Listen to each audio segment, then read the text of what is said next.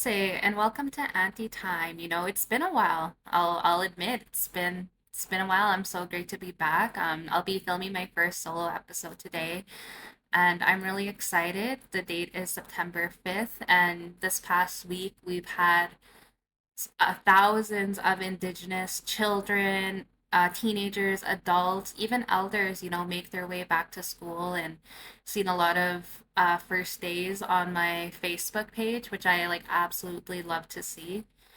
A lot of first years in kindergartens, which is absolutely precious. And I'm so proud of our people for going out there and, you know, being committed to their educational journey and being committed to learning. It's just such a beautiful thing. And it really does, like, as I speak about it right now, it like fills my heart because education has always been a core value for me. And when I say education, I just don't mean Western schooling. For me, like education is that lifelong learning. And the indigenous philosophy around it is the belief that the world is our classroom. And there's so many paths of carrying like that learning and that wisdom.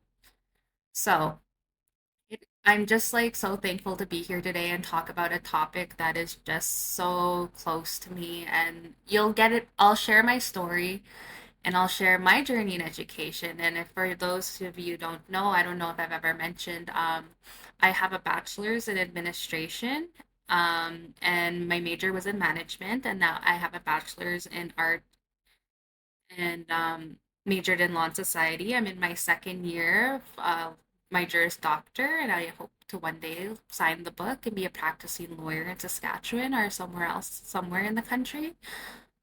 Those are very important to me, and I'm very excited to share a little bit of my life along the way because I grew up as a res girl. I went to school on the reserve since I was in kindergarten.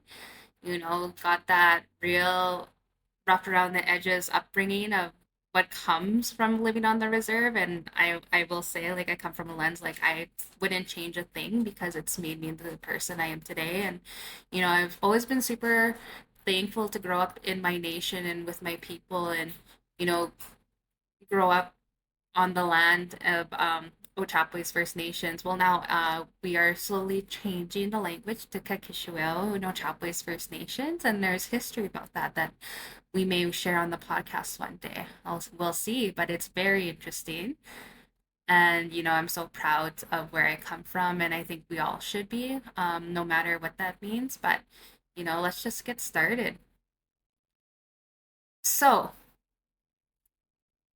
as a girl who lived on the reserve, it's of course we have a little bit more barriers to when we enter into post-secondary. One, it's culture shock. We come into like the urban centers, and with that comes a lot of not only barriers but new things. Like I remember when I first moved into my apartment, and mind you, I'm only an hour and a half from the city, but I didn't grow up in the city. We grew up on dirt roads, and so like even like getting on the bus was like a big thing for me, and it was so new. And so yeah, I remember starting my first day. I went to First Nations University, and I was so excited. And I think any Indigenous person in the province of Saskatchewan, if you want to be taught by your people and empowered by your people through education, go to First Nations University because they're not someone who sat there and studied the ways, the language, the lands from a textbook. A lot of the professors they have, it's through lived experience plus their education. So you have that Western and that Indigenous knowledge go very much hand in hand. And, I just felt like when I took their programs, I just felt so empowered because of the people that were teaching me. And at their Indigenous 100 level is a 400 level in every other institution. And I have proof of that because I took a 400 level at the University of Calgary, and they had nothing on First Nations University. So I think we should be really proud about that. But like I was saying, education was always like, it was a core value. Like it's almost embedded into my identity. And I'll get into that why. Growing up in school, okay, this is gonna sound bad, but I just don't ever really remember being empowered growing up in school. I think kind of the mission was just to get us through and get us past. And I hate to say it, but get us like just to stay alive almost. And I know that sounds harsh, but there's a lot of things Indigenous kids in Indigenous schools on reserve that the staff have to deal with. And so maybe it just wasn't hopeful to see everyone like go on and pursue post-secondary. But I had my dad and my mom who really taught that at home. It was a core value at home to always put great importance on your education. And my dad was a teacher growing up, and he was a teacher in my school. And I remember him always telling me, like, go to university, get your education, you can do it. And it also helps you when we were little kids, he was finishing his education degree, and my Miss Tony Cody. And we're gonna get into his background a little bit later on in the episode, but he was a security guard at the university, and he sat at the front desk at the First Nations University. And my dad would be in class, and he would watch me and my brother. And I remember we'd run around. There's like these big cylinder poles, and we'd run around and play tag. And remember seeing all the staff, and even some of the staff are still there today. And I just remember being a little girl, but you know, being included in those spaces as a little girl was like very like I just always knew that I was gonna end up there, and I was always like so happy to because it's a beautiful building. It's really something to be proud of. But yeah, our Miss would watch over us, and it was so special. And so my dad like really this all started at home, go to school, go get your education. And I remember I always knew that at a very young age. Even when I started school, I was excited. And I would make little comments to my dad like, "Oh, it's too easy." And he said, "Well, if it's easy, then get the best grades you can. Because if you do that, you'll get into any university you want and you'll get scholarships." And I remember specifically when I was 9 years old, he was like, "You can get scholarships. I know this girl, she's Indigenous and she's a lawyer, and she went out, got a scholarship to go to school." And he's like, "You could do that." And I really sat back and thought, and I was like, wow, I could do that. And, it was just embedded to always hear that from your parents and in the home life. It really made sense to see where I ended up and why it holds such great importance to me. But I just always treasure those, and I always remember that. Our Indigenous parents, they're not perfect. They're very much human, just like everyone here, and you see that a lot. But I'm always so thankful for my dad and my mom to give me those teachings at home. And so when you really sit back and dissect, and you're just like, okay, well, why isn't, and you ask the question, why is education important to my dad? And even my dad was breaking barriers to be an Indigenous man with to hold a bachelor's degree. That was very rare, but he did it. And my brother today, he has a Bachelor of Arts. He's going to be working on his Bachelor's of Education, and he's becoming a Cree speaker. So I'm glad that he kind of followed my dad's footsteps in that. And it was almost like they put it into us, like it's not even that the belief that the entitlement that we deserve to be in these spaces and we deserve to learn. And I'm not saying that that comes easy, but I'm saying like when you lift up your kids in that way, like it's almost like they feel entitled to be there, which is a good thing. Sometimes entitlement's a good thing, sometimes it's a bad in terms of education. I think it's a good thing. Um, but yeah, sitting back with that question, I was thinking, I was like, why did my dad, have such a strong stance on education? And then I look at his parents, my grandparents, and it's an easy connection because of them too, his parents were Sadie Cody, and she was a Friday, and Tony Cody was his dad, and they're both from Cody First Nation. And I think anyone who knows Tony Cody, he started the Winter and Summer Games, and he's a big name in Indian country, and I'm so proud of him. But, those were his parents, and my dad was always like really, he always taught us our history of our family on both sides, and our mom and dad's, like who our relatives are and where we come from almost. And he would always make the joke, don't date in Treaty 4 because you're related to everyone. And, sure enough, I got my husband from Pegwis, Treaty 1. I was always I don't think I never dated anyone in Treaty 4, which is so funny.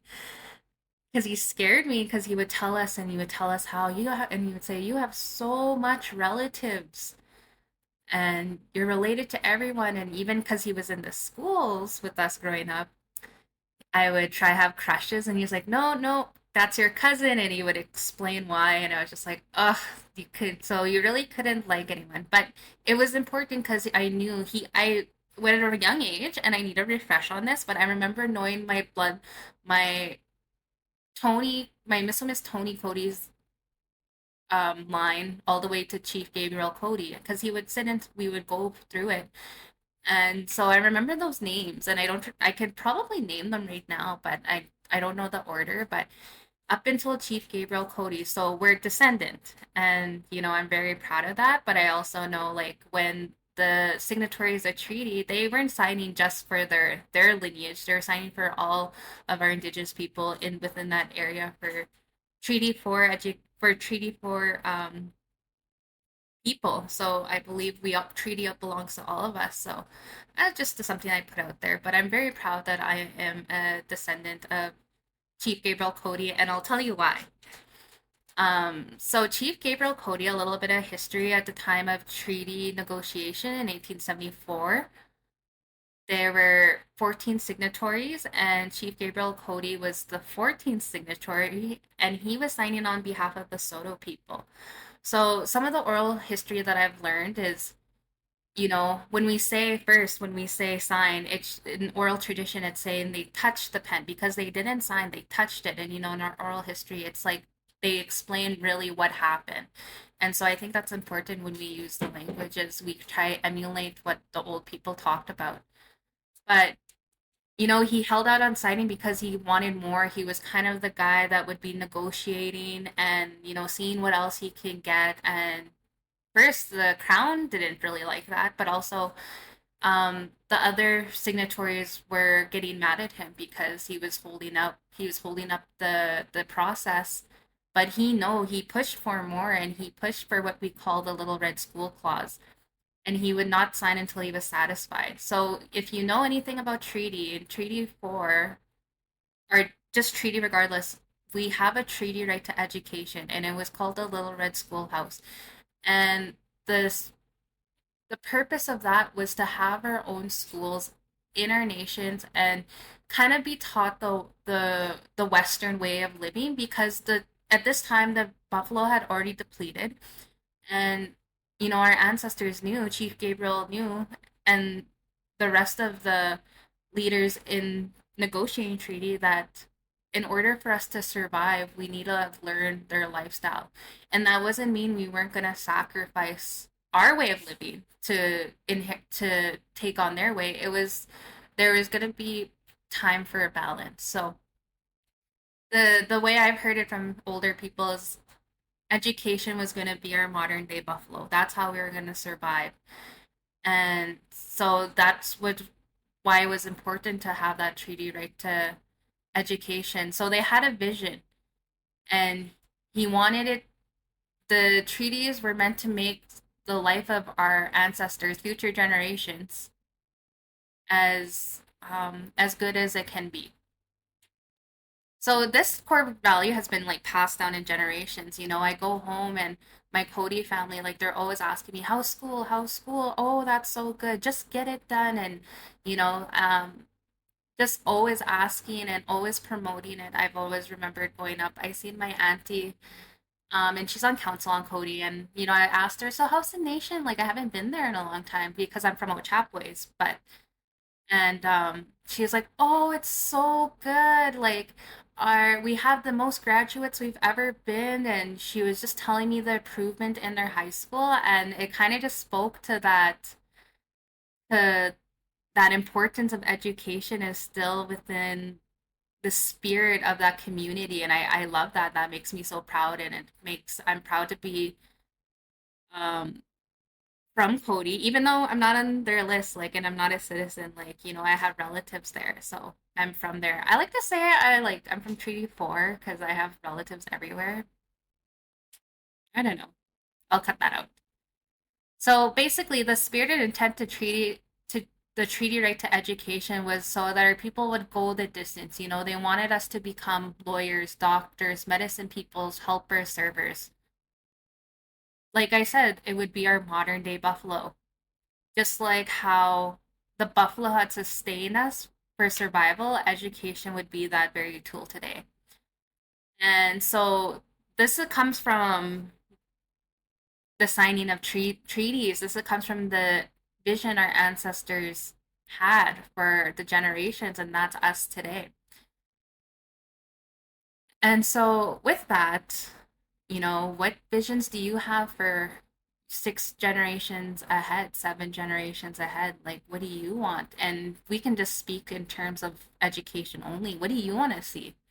And I know a lot of you listening probably have your own ideas, and I would say write them down, you know, keep them one day. That will be the oral history, or that will be the history that you pass on. But as long as it's positive, I think, you know, why not? So going back to that, so with that and having, you know, knowing that history about Chief Gabriel Cody and knowing the history around treaty and the spirit and intent, you know, it was part of my story and my upbringing because then I had my Miss Tony Cody and my late Cuckoo Sadie. They both passed away in 2019. And both in their own ways had dedicated their lives to making things better for our people. So my Miss was a huge advocate and driver for both education and sports. And he would always say, go to university, you'll have a better life. And he would tell you, sports and education will take you all over the world. And I just remember all my interactions with him is always go to school, go to school. In my first year of university, he was still alive and he retired from his job, but I would see him at the university on my way to class. I remember it was like every Tuesday, and I would tell him, I was like, oh, Miss, like, I got a good mark on this test. And he would say, oh, my girl, you're so smart. And he always encouraged me. He actually encouraged me a lot he wanted me to pursue hockey. And yeah, I played hockey. I can be the first to say I was pretty raw, but he thought I had like talent to go play college hockey somewhere. And I think that was his dream for me. Um, but I think overall his dream is just to see his grandkids pursue post secondary. And I would say like if I were to do a sport, it would have been volleyball, but I didn't. But I always knew I wanted to go to law school, so I did what I thought was best. But my husband played college volleyball, and you know my Miss knew my husband when he was young before he even actually Phil made the announcement that he was going to go try out for college volleyball right before he passed away. And I remember him telling me, my Miss Tony, oh, that's a good man you have. And, you know, that holds really special, like, to me because he's no longer here, but for him to know someone that I share my life with, like, Phil will always have that over anybody in my life. And I just love that. And so, you know, and I'm explaining what he would say because this is who he was, you know, he promoted it. And once I get into it, you'll understand why. So my Miss was a residential school survival, and I'll speak a little bit on residential school later. But I was always really ashamed. Well, not ashamed, but I would try not talk about like my school or my education, just because I didn't want to seem like I was bragging. But I was actually watching an interview of my Miss because you know he's done a lot. Like his resume is pretty extensive. You know, he served as a chief for Cody First Nations in the 70s. He was also like a chief for YTC. He was on treasury for FSIN back in the day, and he was really part of that those men that really paved the way in our indigenous governance. He was also a war veterans, and you know, like a lot of our advocacy or organizations like FSIN and AFN, those were built from our veterans because they seen how they were treated and they wanted a vehicle for us to advocate for ourselves and promote a better way of living for their people. And, you know, he was part of that too, as well, in his own way, you know, as his time in leadership. But, During his time, he built like the first hockey rink on a First Nation, which was Cody Rink. I think it's still up, but they just built a new beautiful $1 million rink. Oh, billion. Um, and I'd seen like everyone so proud, but like they were also the first to have it. He managed fastball teams. He managed basketball teams. He started the first junior B hockey team. I think they were called the Wagon Burners, but always doing things to promote First Nations hockey. And yeah, where are my notes? And he did a lot during his time as chief on Cody, community development. Um, yeah, formed the first all Indian, well, Indigenous junior B hockey team in Saskatchewan. Oh, and this is the big one. So he created the Tony Cody Winter and Summer Games. They just renamed it in 2019. And I remember him talking about why he started that. It wasn't for himself. It was because we had so much talent he's seen like in his time of leadership, and he wanted a space for our First Nations people to showcase their talent and their ability and their skills in hockey. And he also knew like there was opportunities if you're talented in sports. He knew about um post-secondary opportunities, and he would even say like things like, one day we'll have NHL players in playing in the Tony and this at the time the summer and winter games. We'll have, Olympians, we'll have college athletes, and today that's exactly what you see.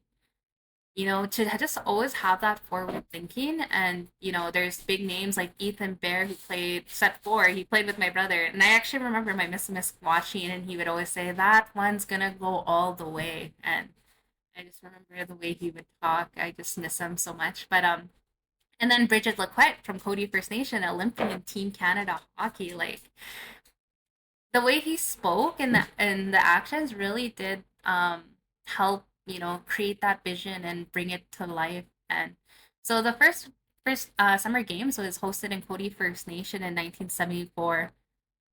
um and yeah, I was watching a video of him, and they're just interviewing about his time, and he was a residential school survivor, and I heard a few stories, but not everything, because our residential school survivors, they're not going to share everything, but what I got from his story is just, it's no different than a lot of our people's stories. And it's actually, he signed up for the war pretty early because he wanted to, there was no jobs, there was no opportunity where he was living, so he thought, okay, war, go to war, go be a soldier.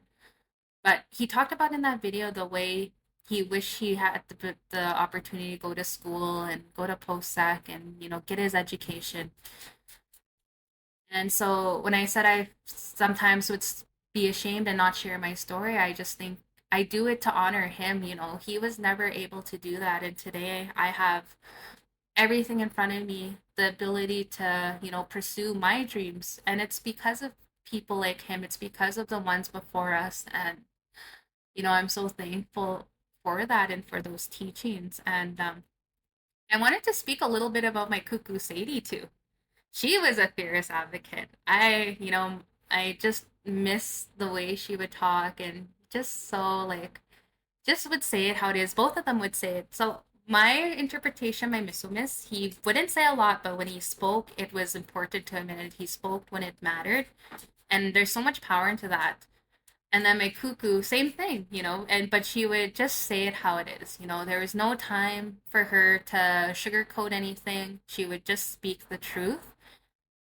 And so a little bit about her background is, today in Saskatchewan, we have the Saskatchewan Indian Women's Association, or I think it might be commissioned today. I have to get back on you on that. But it was founded in 1971, but it kind of died down. And it wasn't until the late 1979s, after the Laval case, it got revamped. And she was part of, her and Isabel McNabb really led that revamp of the association.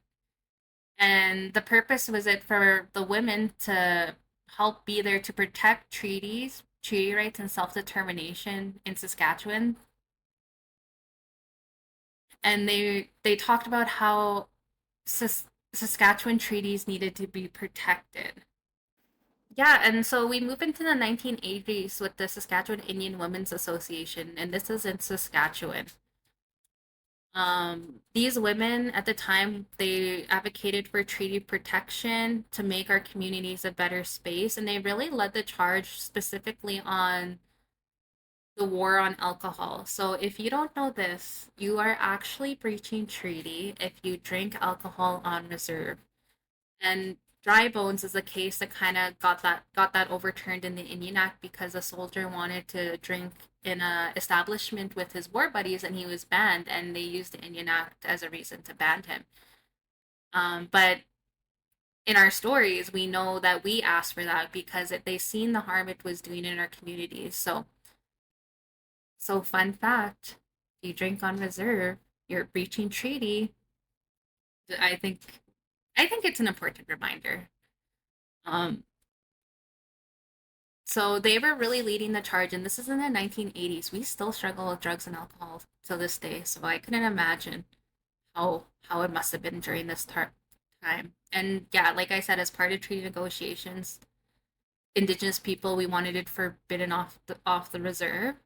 The Saskatchewan Indian Women Association was really to like be the ones to voice what they were experiencing on their nations and really tell it how it is. She was a president on the Saskatchewan Indian Women's Association. And there's this news article of her, the Saskatchewan Indian, and she's talking about how life is under the Indian Act regime. And I'll read it, quote, we are the mothers who have to accept and not complain about the pathetic substandard housing units, poor heating systems, and no indoor plumbing or running water. We are the mothers who have to contend with the poor health services provided to Indians at the reserve level. We are the mothers that have to walk with a sick child a number of miles in order to see a doctor. We are the mothers that have to go and see the principal or teacher whenever anything goes wrong with our children in school. We are the mothers that are expected to keep our homes clean and do the laundry for our children with shortage of water. We are the mothers that are expected to provide and cook nutritious and delicious meals for our families, from the basic need allowance of social assistance programs when the price of all goods are escalating. We are the mothers that must go and sit in the courtroom if one of our children gets in trouble with the law. These are just a few of the many issues we as mothers have to put up with, as well as try to resolve with no help from anyone.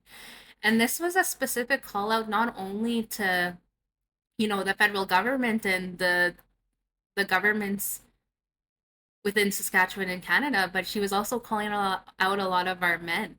And her expression of the lack of personal and political support, I just it's such a powerful stance of just speaking the truth and saying it how it is, no matter who hears it and what they think. And that's such an important lesson. Like, this is the 1980s, and this is from um kitchen tables to formal organization paper that I actually started to find this research. And if you read about it, it's about the Indigenous women and how they didn't hold back when First Nations became to become politically organized. The women were right in there, and as I just read, you could see why. So, her too, go to school, get your education.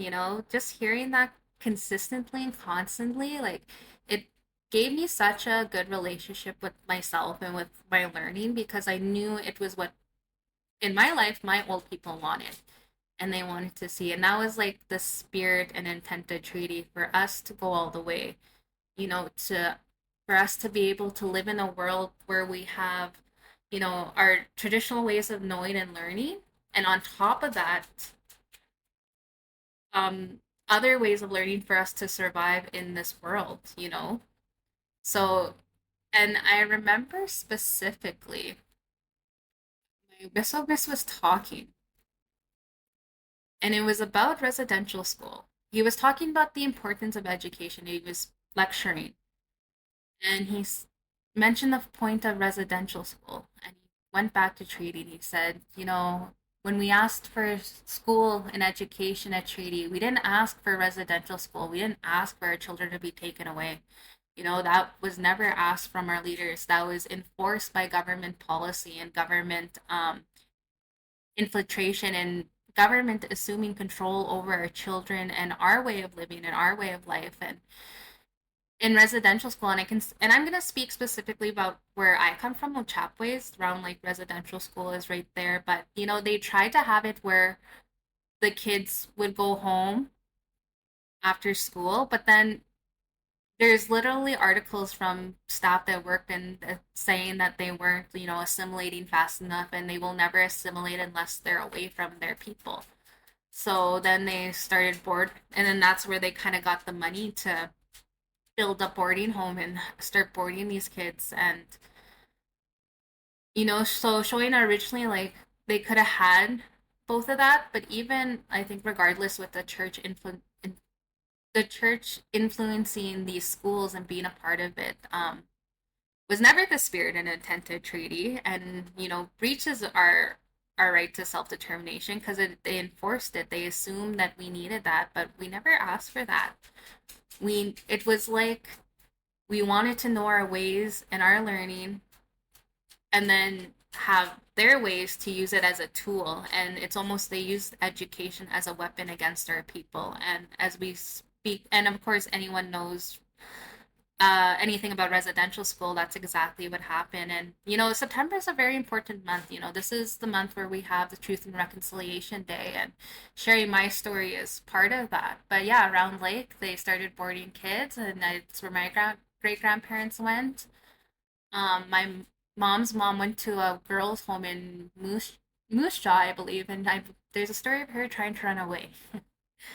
My parents both went to Labret Residential School, and you know, so it's pretty prominent. And if I shared the same experience for a lot of my peers, is you know, if it wasn't your parents, it was your grandparents. If it wasn't your grandparents, it was your great grandparents. But my Miss spoke fluent Soto, and you know, they were taught to believe that it wasn't important, so he never taught it to his kids. Therefore, they never taught it to us. So we lost that language pretty fast, but also, you know, already like we're regaining that value of that language. And you know, my brother becoming a Cree speaker is like very important and very empowering. And I love the way he puts it. He's like, I'm just trying to connect our kids back to it. That's my goal here. I know I'm not a fluent speaker yet, but you know, if I can just empower and get kids excited about the language, like that's my goal as of right now, because he's fairly new. But what an awesome goal to have. I'm very proud of him. So when you think about the harm the residential school has done to all aspects of our First Nations people, but like let's just focus in on education. That relationship that we had with learning, even before we signed treaty, you know, our we had systems of ways of knowing. And I want to bring my brother in on this podcast, maybe in the next couple months, but because he really focuses his education on Indigenous education. That's what his degree is going to be in, and he speaks more. But I'll give an overview. Um, you know, the old people, they taught the young kids, the men took the boys, the women, and you know, taught them everything they needed to survive in that way of living. And Indigenous people were always evolving, always adapting, and I think that's why we were able to survive and thrive as long as we have. So, you know, we have this idea of learning. It's circular, like you never stop, and you know, for the most part, a very positive environment, learning environment. You're out on the land, you're with your people, you're with your community, and then you have residential schools that come and disrupt the entire thing. You're in a system, and there's so many research and papers on this, but yeah, I am just speaking from my own oral history. Is you know, poor living systems. There were starved, rotten porridge. My Miss, he has the one story I know is every day it was his job to get the eggs from the chickens, and his entire time there, from 7 years old up to when he was a teenager, never had one egg, because you know the good food was held for the priests and the nuns and the staff, not the kids. They ate the scraps. So they're and there's and the food's not nutritious, so they're malnourished. So what does that do to someone's learning ability? Obviously, you can't learn if you're hungry. Also, unsafe learning environments. You're being shamed constantly. One, for not knowing the language. Two, for not being Christian and being constantly shamed and called stupid and belittled. Like, what does that do to someone's relationship with learning? And these are things that we now need to rethink in our communities, and we need to really focus in on this and rebuild that learning relationship with our kids because that kind of trauma is intergenerational. We still carry that with us. You know, poor infrastructure, slave labor. They'd use these kids for sewing and farming, and who would benefit that they slave labored them and they never used they were never paid. And you go into even to the more graphic stories about the sexual and physical abuse that just it's the most unnatural thing for a child to be sexually abused, but and abused. But that was the reality of our kids, and this is in one generation. This is generations of this happening. This is why we see what we see today. It's like the impacts, and there's this story. I'm not going to say the name, but it's online, and she has a story, and she talks about, you know, she never learned anything in that school, and one of the things she learned is she can sexually touch a man and get something in return. And she explained it by it's how she pulls tricks, but because the priest would, you know, give him candy in return for sexual favors, like really awful things that really disrupted like the spirit of a child in the home. And I remember when we talk about residential school, my mom would always say, just think of a community and all your kids are gone. There's no kids. The children are gone. The parents, they have these babies and they're taken away. And, you know, kids really are like they're the source of happiness and joy in our communities. And I just want to give you the perspective. What if you went to your hometown, your home nation, your neighborhood, and all the kids were just gone, taken? You don't know how they're doing because you're not allowed to talk to them. You have the most littlest forms of communication. Imagine that today and how awful it is. So there's so much more you could say about these residential schools, but I want to just really highlight that disrupted the disruption with the relationship with education and learning and what that may have done to our people. And we need to really empower our young people to be proud of their ability to learn and be proud of their intelligence. Intelligence is measured by many different ways. Like, for example, me. I could read, I could write, I can research, I can collect data and, really put it together. If you ask me to do anything with my hands, I don't know, bead, paint, I cannot do it. I probably could, but and anyone can do anything, but like I just doesn't come as naturally as some of other people I know. Like I know friends that can build something just by looking at it. And so education is measured by many different ways. And I think it's important for our young people to look at what they feel they're good at and empower themselves through it and really take advantage of that and use that to uplift not only themselves but other people. And education is such a beautiful tool to do that.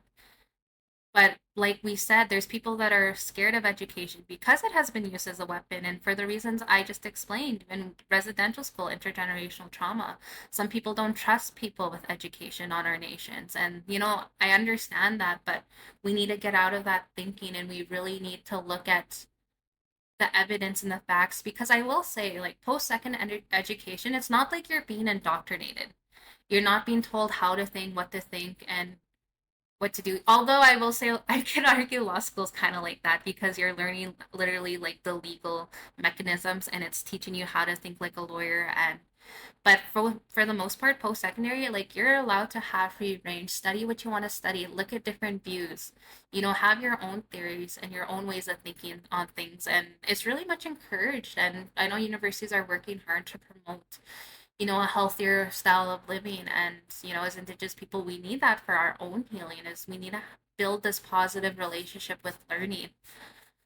And so you go to post secondary to really learn how to develop your critical thinking skills, your writing skills, your researching, understanding that there's not one way of doing things, and understanding, you know, there's not one way of thinking. And everything's not black and white. Actually, a lot of areas are gray. And I think that's important to know. And once you really start to understand that, you are able to have better relations with people because you're not so strung up on your own point of view because you understand people have other points of views, and it allows a space for open and positive dialogue. Another point I wanted to mention is my Miss would always tell me, traveling, if you want to travel the world, sports and education will take you everywhere. And he's right. What he tells me, what he told me, I play volleyball, and you know I go to many First Nations around Saskatchewan, Alberta, Manitoba. I've been to flying communities, Winter Road, visit these nations, visit their people, slept in schools, and it's all because of sports. And if I didn't have volleyball, like who knows, I probably would have went to half of those First Nations. Traveling 8 hours to Larange, like 16 hours to Poplar River, like 14 to Wabasca.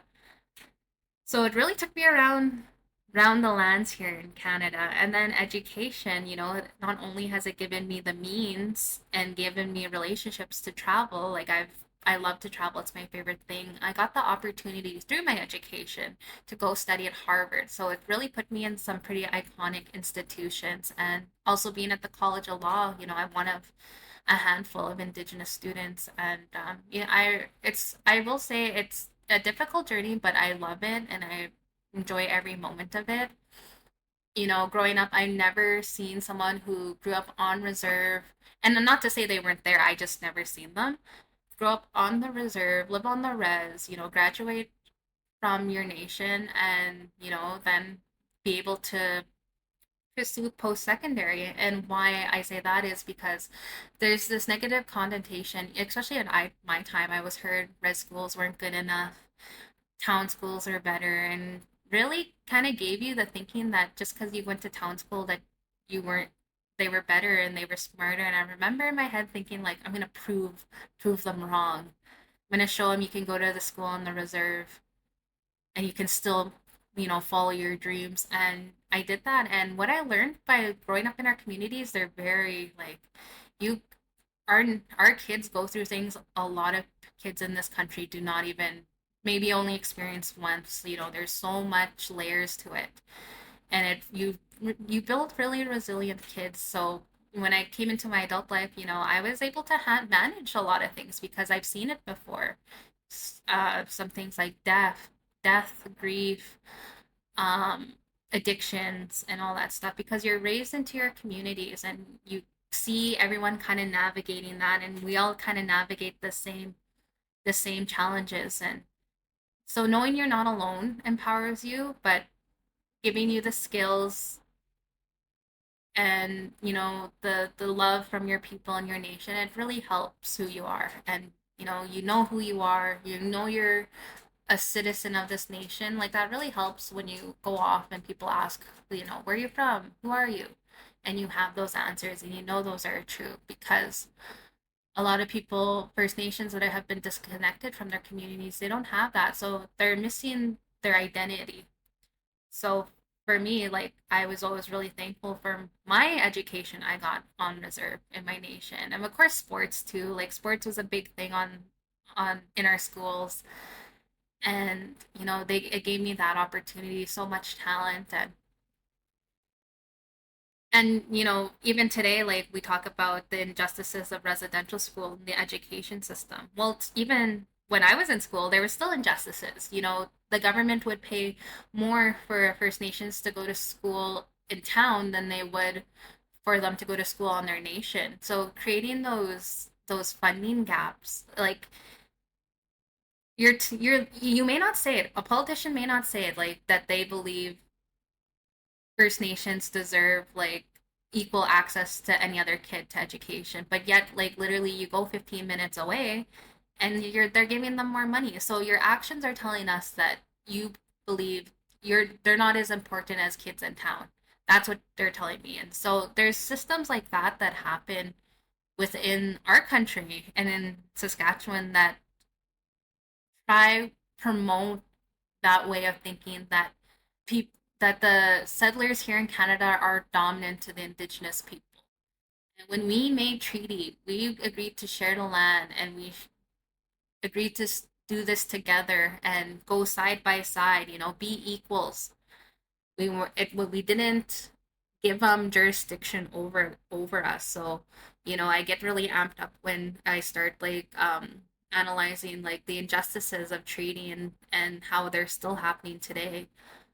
You have kids on reserve, you know, in these First Nations, especially in northern regions, of completely inadequate infrastructure to have their to learn, and almost implementing those same expectations they allowed in residential school today. So, you know, I encourage everyone to speak up on it and say, hey, this is wrong. We need more action. We need more resources for educations, not because we're better than anyone, but because one, it's a treaty right, but second, you know, there is reconciliation that still needs to be done. This is Truth and Reconciliation Month.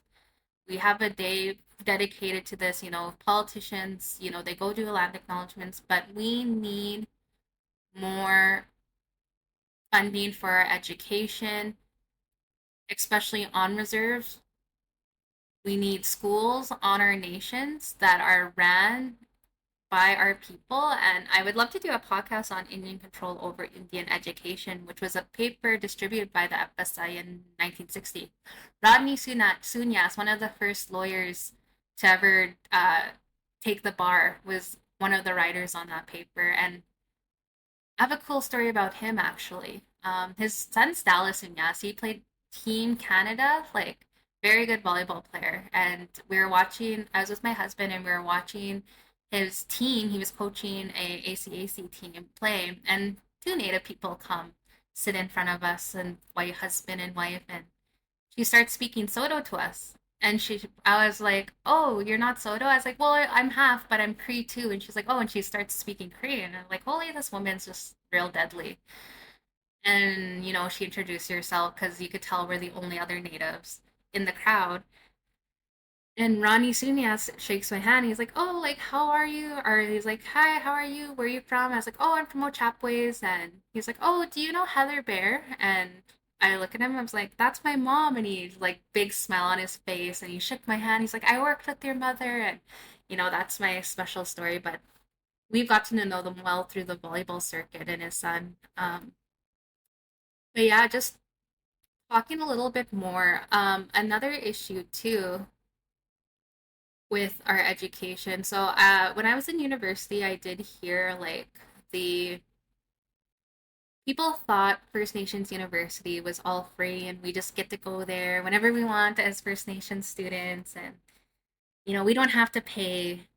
And honestly, when you think about that treaty relationship and that spirit intended treaty, really we should be able, every single person who is a treaty Indian should be able to go pursue post secondary.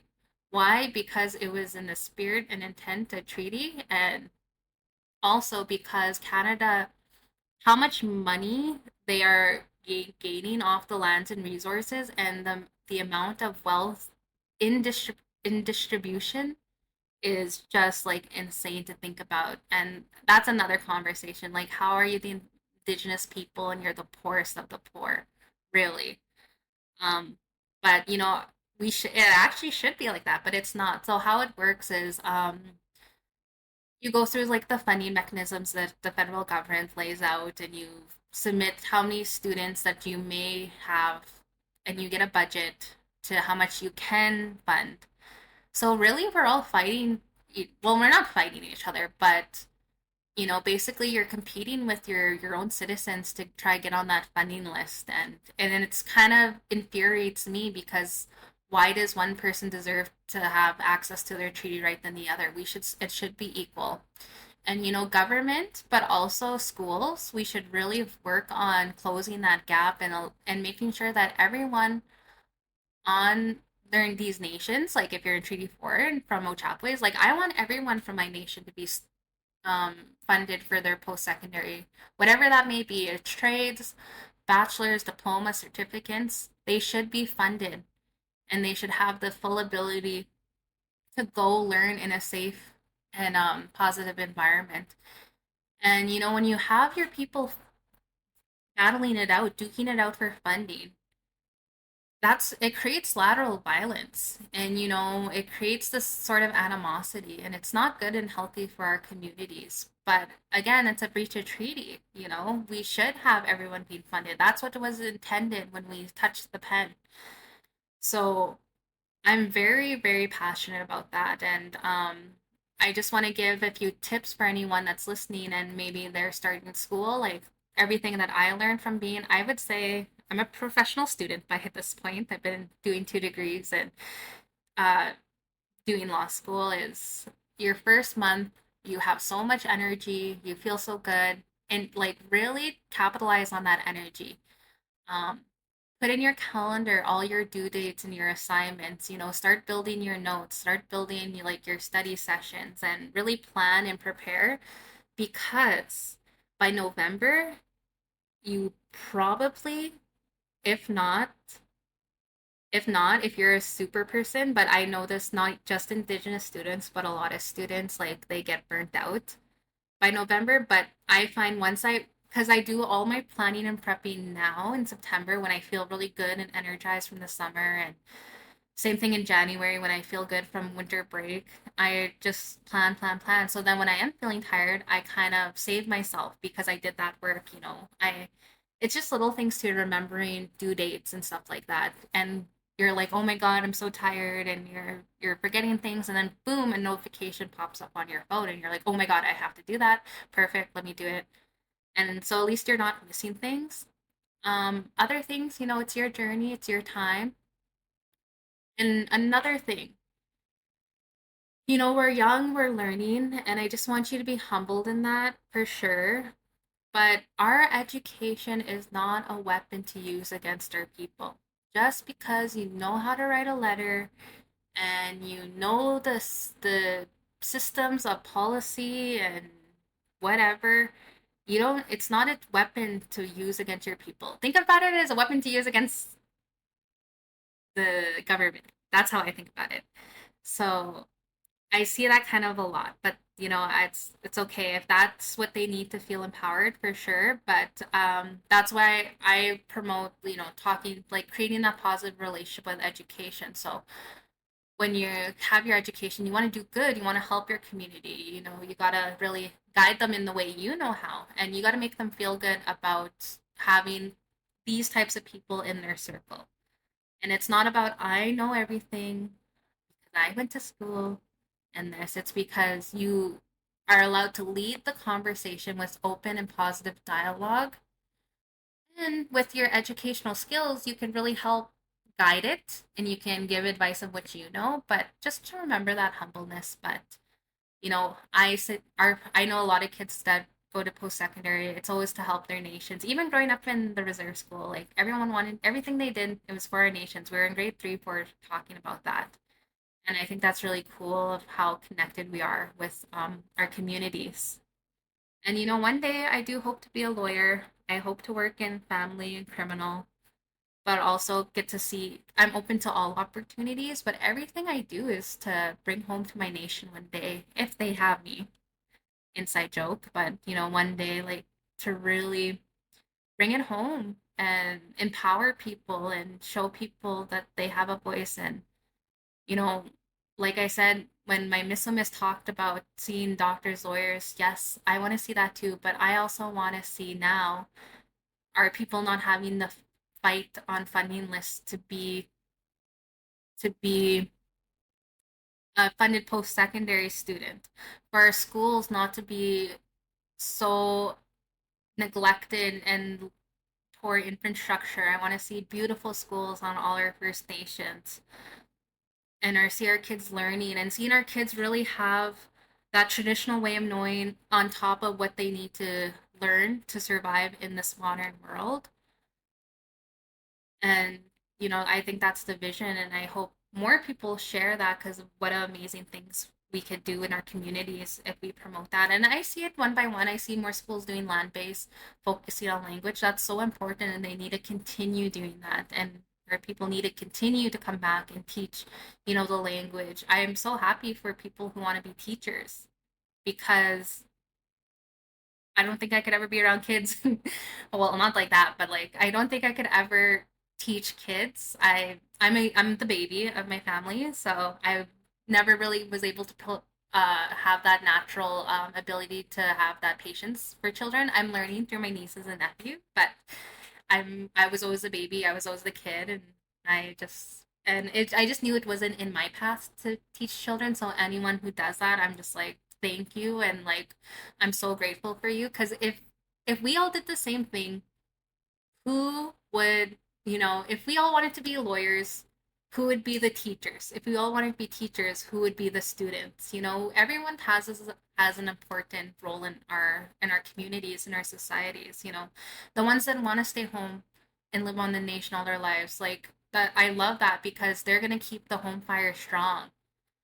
So we need each other in all different aspects. The ones that love business, but also the ones that love sports and recreation. Like they all interconnect and we all weave in nicely with each other when we're working in a good way. Um, but I think I might leave it there. Thank you so much for listening. I hope this was a nice discussion. I can't believe I spoke for an hour and now I have to listen to this and edit it. But hopefully have it post tonight. But I want to say thank you, and I had lots of fun doing this solo episode, and I hope to do more. And I'm happy to share my story. Thank you. Kichimi